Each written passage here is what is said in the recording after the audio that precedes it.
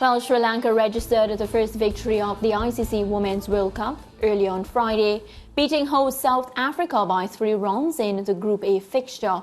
Batting first, the Sri Lankans posted a challenging 129 for 4 of 20 overs, led by 68 from skipper and player of the match, Chamari Atapattu. South Africa had a good start in the power play, but collapsed in the middle overs, eventually ending on 126 for 9 to lose by 3 runs. While captain Sunil top scored with 28, while left-arm spinner Enoka Ranawira took 3 for 18. So team, what we saw from captain Chamari Atapattu with the bat today, of course, very, very incredible. And, with the start that they had with the bat, I expected them for their confidence to grow and, of course, to deliver with the ball. So said, so done. Yeah, I hope the West Indies coaches were looking on. That's the first thing. Chamari Atapattu is the top batter in the Sri Lankan setup, and she has been that for some time. She opened the batting today, which is what I think Hayley Matthews should always be doing for the West Indies. She batted the chunk of the overs. She put her team in a very good position. In fact, at one stage, it looked as if they would get more than the 129 that they eventually did. But again, it's about being positive as a team.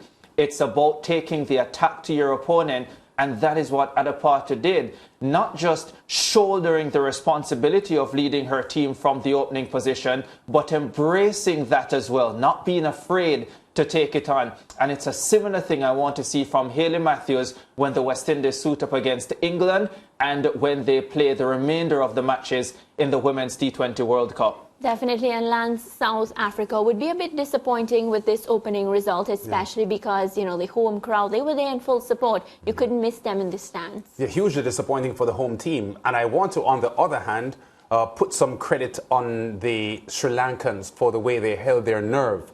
Because when the South Africans were chasing late in the game and things got very tense, there were a couple of run-outs and some efficient fielding by the Sri Lankans that ensured the win for themselves. And I would think that there was a lot of pressure on them with the crowd support for the home team to be as proficient as they were. So I thought the Sri Lankans mentally were very attuned to their task. And while Ricardo is correct about how well they batted, I think their feeling and the way they applied themselves later in the game to ensure that the result went their way is also commendable. But the point I'm trying to make, Lance, is that you have to set up the game to give you that opportunity so that the quality fielding at the back end gives you an opportunity to win the match. Yes. So if let's say Sri Lanka decided that, well, Chamari is the only top batter we have, let's put her at number 5. She comes in, she scores a quick 35.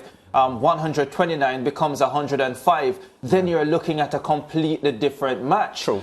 For me, it is the positive nature of saying, yes, she is traditionally an opener, but she is our top batter. She needs to bat majority of the overs. And for me, it's that positivity that makes the difference. And in many ways, reverberates around an entire team that gives them belief.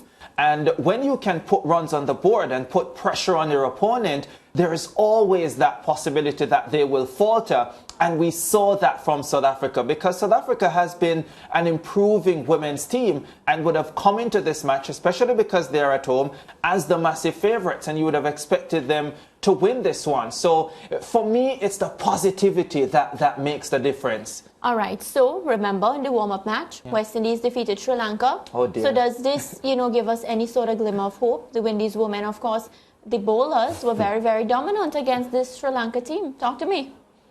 I hope you wouldn't have gone there, because I think it means absolutely nothing. I think the West Indies still have to go out there and get their job done. They have to get their tactics right.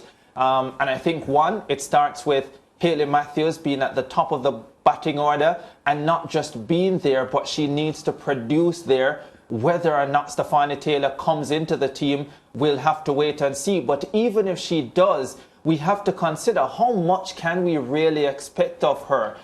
Stephanie Taylor, as far as I'm concerned, she's a quality batter, don't get me wrong, but she's more of a a grafter than anything else, an accumulator of runs. And I don't think she's going to come in and she's going to blow the England bowling attack away, which is a quality bowling attack. Especially that she has fitness issues as well. Especially because she has fitness issues. She is capable of holding the team together, but you still need those batters, which is why Deandra Dottin was always such a good partner for Stefani Taylor, because Deandra Dottin is the aggressor. Yeah. She's the one that can take on the bowling and disrupt the line and length of the bowlers. And Hayley Matthews is that player in the West Indies team currently who can do that from the get-go.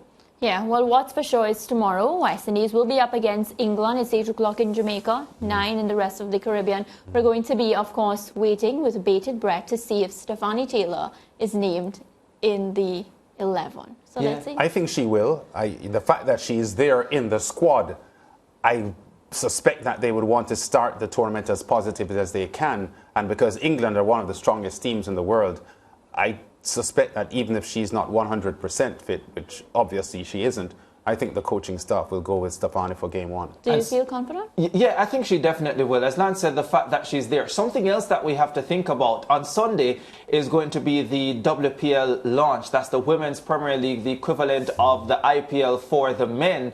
And you have to think that a lot of the players will be looking to put together big performances so they can impress the franchise teams. 409 women in the auction, only 90 of them will be selected. I think I counted close to 20 West Indies women's players. It is a fabulous chance for them to showcase what they are capable of. And against a top team like England, yeah, you can't want a better opportunity than this to impress the WPL team managers. Definitely. Mariah, your sister is part of that. Yeah, of course, I'm wearing my West Indies women's shirt today, wishing her all the best tomorrow, and I'm looking forward to see her dominate when they play England. It's break time.